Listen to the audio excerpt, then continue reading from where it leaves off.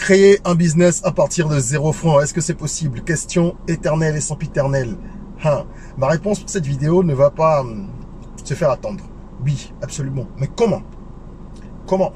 Telle est la question. On en parle tout de suite. Je suis Régis Sezim, entrepreneur multipotentiel, conférencier, formateur et artiste. Nombre de mes projets ont été acclamés et primés à l'international. Mes ouvrages se sont écoulés à plus de 20 000 exemplaires à travers le monde et j'ai formé plus de 5 000 personnes à ce jour sur les thématiques liées à l'entrepreneuriat, au business, au leadership et au mindset. Je partage avec vous sur cette chaîne du contenu propulsif pour vous aider à rêver, oser et créer. Hello les rocks, j'espère que vous êtes solides. Aujourd'hui, on va parler d'un sujet qui suscite des débats depuis la nuit des temps. J'exagère un peu, mais c'est un sujet polémique. Est-ce qu'on peut lancer un business avec 0 francs?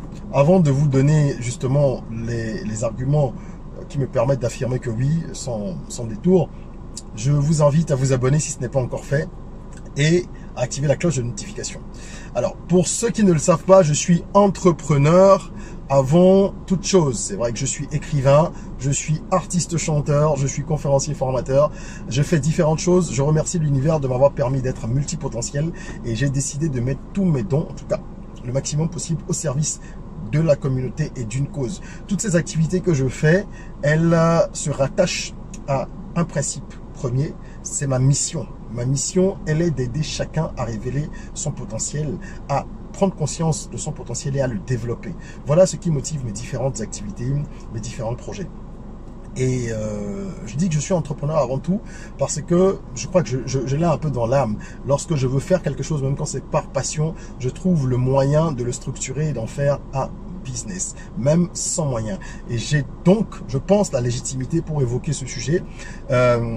Plusieurs personnes m'ont connu à travers l'aventure d'Aelian, qui est une marque de snack traditionnelle revisitée que j'ai lancée au Bénin il y a plusieurs années et qui a eu le mérite d'être avant-gardiste, d'ouvrir la voie à beaucoup d'autres marques et beaucoup d'autres entrepreneurs qui ont suivi le chemin. Nous en sommes reconnaissants, nous remercions l'univers de nous avoir permis d'être les guides de tout un mouvement. Et cette activité, je dis que beaucoup de gens m'ont connu à travers elle parce que je l'ai démarré avec 15 000 francs à l'époque. Et je me souviens qu'il y avait beaucoup de voix dissonantes, hein, vous savez, toujours des gens pour être un peu grincheux et venir aller, ah, comment ça à 15 000, là, mais il raconte n'importe quoi, ah, ceci, ah, c'est du storytelling, ah, blablabla. J'ai démontré à plusieurs reprises par A plus B sur des plateaux de télévision à l'échelle nationale et internationale, dans les journaux, un peu partout, j'ai démontré que c'était possible, j'ai expliqué comment j'avais fait pour lancer cette marque avec 15 000 francs. Marque qui, évidemment, après, a grandi énormément, s'est retrouvé dans les rayons des supermarchés de plusieurs pays, dans des hôtels 4-5 étoiles, bref, des snacks qui ont voyagé à travers le monde et en partant de mon petit salon bureau à l'époque. Mais aujourd'hui, je vais vous parler d'autre chose. J'ai voulu placer un peu ce cadre pour que ceux qui ne me connaissent pas sachent que j'ai la légitimité de parler de business et de comment on peut lancer un business avec très peu d'argent. Aujourd'hui, je vais vous parler de deux autres activités qui ne sont pas aussi connues que d'Aelian, mon activité de l'agroalimentaire, et pour lesquelles j'ai commencé avec encore moins que 15 000 francs. Eh bien oui, la première activité, évidemment, elle ne pouvait pas être connue des gens. J'en parle juste dans mon livre Jusqu'au bout j'irai, qui est une biographie, enfin un livre, on va dire, de développement personnel sur fond de biographie, d'accord? Et j'explique exactement ce qui s'est passé lorsque j'étais au collège. Au collège, vers la classe de 5e, j'ai commencé à écrire des poèmes. Pourquoi? Parce que depuis petit, j'ai eu la possibilité d'identifier un de mes talents, l'écriture. Et j'en remercie ma mère, je la remercie tous les jours que Dieu fait, je le ferai jusqu'à la fin de mes jours à moi, pas de ces jours, de mes jours à moi, parce que elle m'a permis véritablement, hein, à travers son approche, elle m'a permis de découvrir quels étaient mes talents, en tout cas en partie très tôt, et donc de commencer à travailler là-dessus pour les développer et prendre de l'avance. Donc j'écrivais des histoires déjà petits, hein, des histoires pour bande dessinée, des petits contes, j'écrivais plein de choses différentes, enfin de styles différents. Et lorsque je suis arrivé au collège, évidemment, c'est la période où les garçons et les filles commencent donc à se tourner autour assez sérieusement et il y a un besoin. Donc j'ai compris la notion de besoin tôt. Je ne savais pas qu'on appelait ça un besoin, mais j'ai compris qu'il y avait quelque chose que je pouvais faire de mon talent. Alors si vous voulez démarrer un business avec 0 francs, certains business peuvent être démarrés avec 0 francs, pas tous. Ceux qui peuvent l'être nécessitent la mise à disposition d'un talent. C'est la première condition. Et ce talent, il doit pouvoir apporter une réponse, comme tout business, à un problème, c'est-à-dire un besoin. Quel était le besoin dans mon cas? Les garçons avaient besoin de séduire les filles. Parce que c'était beaucoup plus ça. Aujourd'hui, c'est un peu plus équilibré. Parfois, des filles vont des garçons et tout. À l'époque, en tout cas, nous, quand on était adolescents, c'était encore un peu plus conventionnel. Donc, c'était beaucoup plus les garçons qui faisaient le pas. Et donc, certains offraient des petits cadeaux, selon la bourse de chacun, hein, des petits cadeaux de nature diverse. Mais il y avait la possibilité, au-delà de tout ce qui peut être matériel, d'apporter quelque chose de symbolique. Et c'est ce que moi j'ai fait. J'ai proposé donc des poèmes. Puisque j'écrivais bien, j'ai écrit d'abord un petit poème, puis 2, puis 3. Finalement, je crois que j'en avais une dizaine ou une douzaine en stock, que je vendais. Donc, c'était 500, non? J'avais fait des recherches, j'ai retrouvé les documents, j'ai consigné dans le livre le prix exact. Je ne l'ai pas gardé en texte, je crois que c'était 500. Il y en a d'autres qui étaient un peu plus chers parce qu'il y en a qui étaient sur 2 pages, certains, la plupart sur 1 page. Bref, j'avais ces poèmes-là que moi je vendais aux garçons qui les achetaient. Ils allaient les réécrire de leur écriture, heureusement pour eux d'ailleurs, parce que moi j'écris très bien en termes de contenu, mais par contre au niveau de la calligraphie, franchement, faut pas me confier des notes à prendre. Hein. Bref, je vendais ces poèmes-là et je gagnais beaucoup d'argent. Je vous assure que ça s'est répandu très vite. En fait, le bouche à oreille, qui est un outil de communication très efficace à toutes les échelles, a vite fait le tour dans l'école. Donc, les gens venaient me voir et commandaient. Et je vendais, et je vendais, et je vendais, et je vendais. Voilà comment avec 0 francs, avec juste des feuilles. Parce que moi, j'écrivais juste sur des feuilles simples. Je ne sais pas si certains après allaient reproduire ça avec de l'aquarelle ou avec des feux, des couleurs. Moi, j'en ai rien à faire. C'était pas mon problème. Ça me regardait pas. Moi, je vendais la marchandise et c'était un peu du prêt à, pas du prêt à porter, mais du prêt à offrir, du prêt à draguer. D'accord? On va appeler ça comme ça.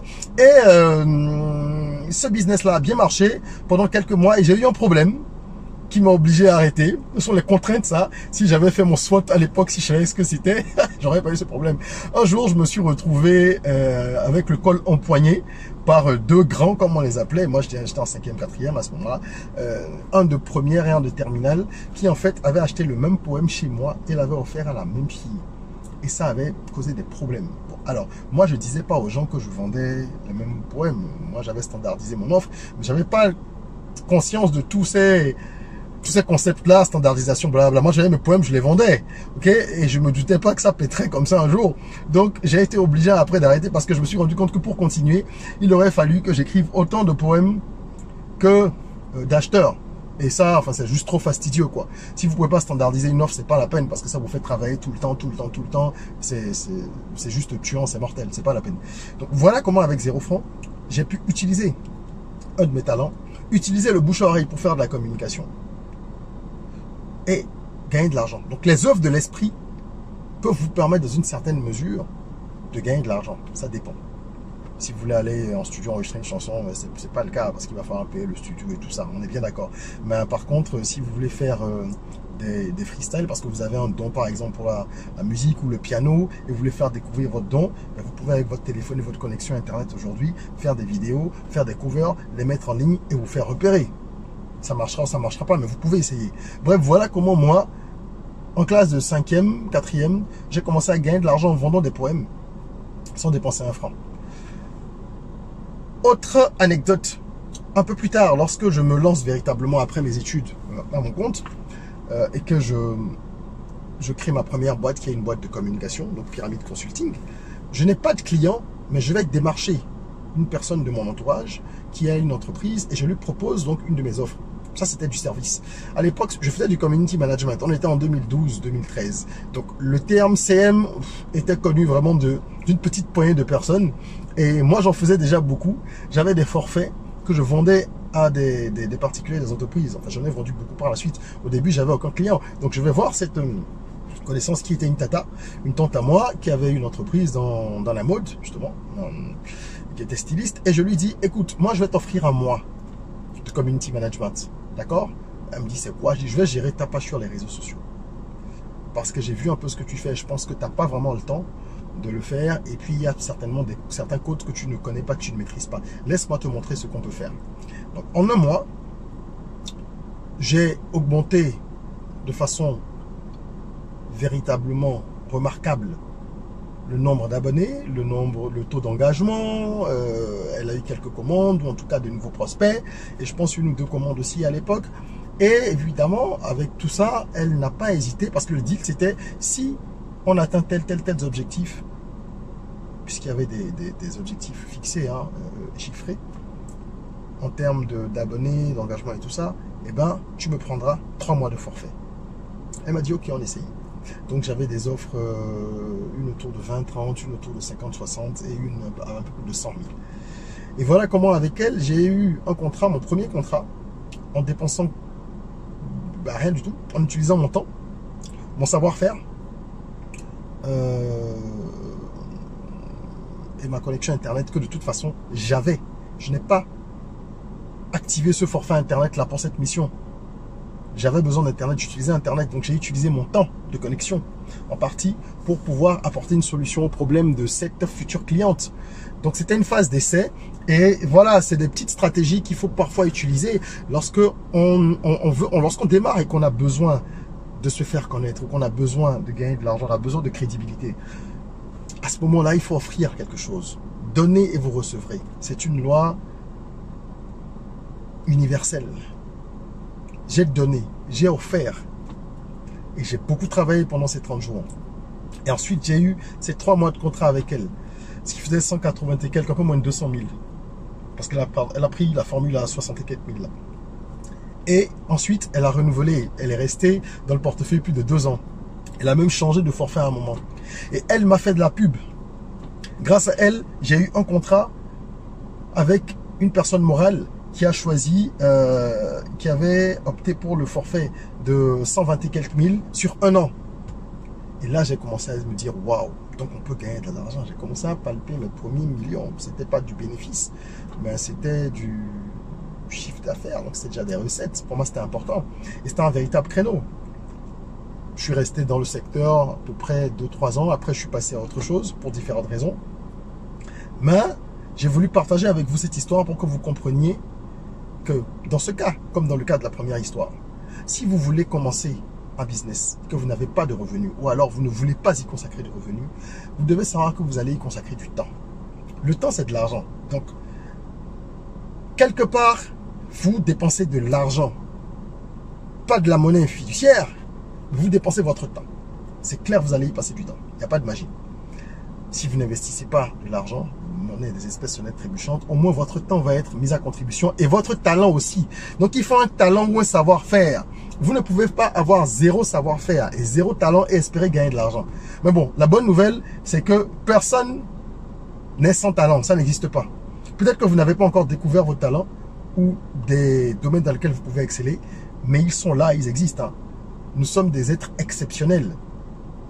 N'oubliez pas que pour 10 millions d'espèces vivantes, il y a un humain. C'est-à-dire que quand vous prenez 10 millions d'espèces vivantes, des plantes, enfin, tout confondu, plantes, minéraux, animaux, etc., vous avez un être humain sur 10 millions. Nous sommes exceptionnels. Donc, chacun de nous est programmé pour être exceptionnel. Après, la vie et de nombreuses choses font que nous nous perdons parfois. Et nous devons justement retrouver le chemin de la lumière, le chemin de soi, de notre grandeur, de notre connaissance. Apprendre à se connaître pour s'en sortir. Et lorsque vous avez identifié le talent qui est en vous ou la compétence que vous pouvez utiliser sans dépenser de l'argent et la mettre au service du développement d'une idée, d'un projet, à ce moment-là, vous faites ce qu'on appelle de l'effectuation. L'effectuation, c'est un principe simple. En 2-3 mots, il s'agit de quoi? Imaginez que vous receviez des amis à dîner. D'accord? Vous devez recevoir des amis à dîner. Vous avez 2 options. La première option consiste à dire, ok, au menu, je veux faire du hacheke avec du poisson. Donc, je vais aller acheter du hacheke, du poisson, les condiments, l'huile, tout ce qu'il faut, blablabla, des bananes donc pour faire à loco à côté, et tout ça et tout ça. Là, vous allez faire vos emplettes en fonction de ce que vous avez prévu. Ok? L'effectuation, c'est l'inverse. Au lieu de définir un menu et d'aller chercher maintenant les éléments, vous n'avez pas d'argent.